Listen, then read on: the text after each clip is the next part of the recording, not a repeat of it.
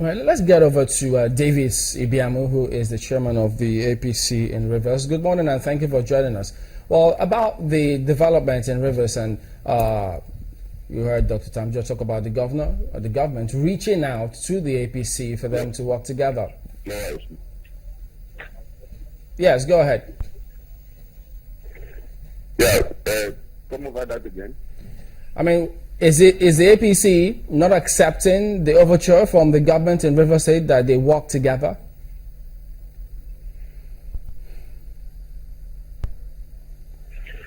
Well, thank you very much for the question.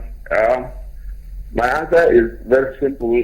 First and foremost, there was no overture made by Nyesom Wike to APC for us to work together. Number two, the APC didn't feel that it was right for somebody to get into power by simply spilling the blood of Rivers people and getting away with it, only to go on radio or go on television to say, let us work together. Let us work together from where? From what point? So we are still watching out for the actions of Nyesom Wike's government. So far, so good. Are you also giving that room? Because it would seem that your party is yet to come to terms with the ruling of the Supreme Court, which validated him as governor of the state. Yes, we are unable to come to terms with the ruling of the Supreme Court because the ruling of the Supreme Court has increased the violence in elections in Rivers State.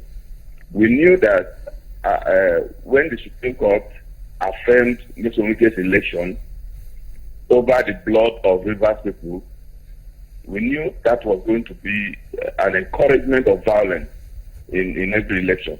So there is no way any person could come to terms with that kind of thing. You don't think that responsibility falls... It's difficult to come to terms with it. If I may comment, you don't think that responsibility falls on the leadership of your party to ensure that its followers fall in line with the ruling that has been delivered by the highest court in the land? Well, like I said to you, that is the highest court of the land. They have given their judgment. We cannot do anything about that judgment but to live with it. But what we are saying is that we felt that judgment has caused more harm, more damage to the society, to electoral process in Nigeria. So we are trying, but it is difficult to come to terms with such a judgment that will confirm an election that everybody in the world knew was characterized by massive violence. You don't think that more than 100 persons were killed. You don't think that your statement... It's difficult to come to terms with it, but that is what it is. And nobody can change it. It's the Supreme Court judgment, so we're living with it. It's difficult to come to terms with it. You don't think that your judgment, your statement, and perhaps your attitude to that particular judgment could even perhaps have blinded you to overtures made by the government? So that even if the government had actually made any overtures, or as they say they did, no. You wouldn't have said it. What kind of overtures are you talking about? Overtures for peace and cooperation. What kind of overtures for peace? You are aware that immediately after the Supreme Court judgment, they started killing our members in Ogbaibe Mandoni local government. In one day, they killed over 24 and beheaded 6 persons. So how do you come to terms with that kind of a government? A government that sponsors violence, a government whose officials arm people to go and kill. Well, Mr. Ibiamu, the government, they are speaking from one side of the mouth. They are doing something else on the other side. Mr. Ibiamu, about even though the police are investigating, so I'm not sure anyone has come to that conclusion yet. But about your comment that your party finds it difficult to come to terms with that ruling. But then one wonders, the people of Rivers State came to terms when former Governor Rotimi Amechi came to power by Supreme Court ruling. Why is this one that difficult? The Supreme Court ruling, Supreme Court gave a ruling in the Amechi case, And you know that ruling was widely acclaimed.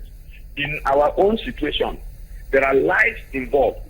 People were killed, people were maimed, and they are there. So it is not the same. It is not the same. You also have heard a lot of reactions from Nigerians concerning that. You know, in all of this, Mr. Ibiamu, on that judgment. So I think the law is the law. Just allow me come in here a bit. So what I would like the ruling of any judgment or not, once it gets to the Supreme Court, we thought by now, even as politicians and as Nigerians, we should know that the law is the law.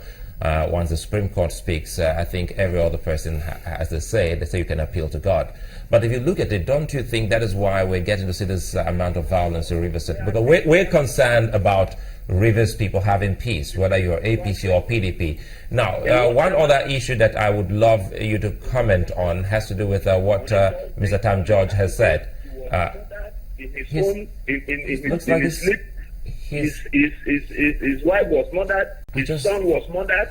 Just allow me comment here. I didn't know you were still talking while I was trying to put this question to you. It has to do with the video making the rounds. You must have seen the woman, the ad hoc staff of INEC who was at a police station.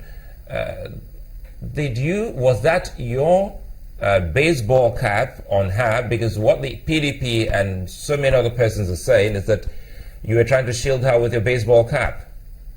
Well, you know, the PDP people, they have hired people to roll out propaganda because they have planned this violence for a very long time. Now, listen to me. You know that every time anybody confronts PDP, the person gets killed.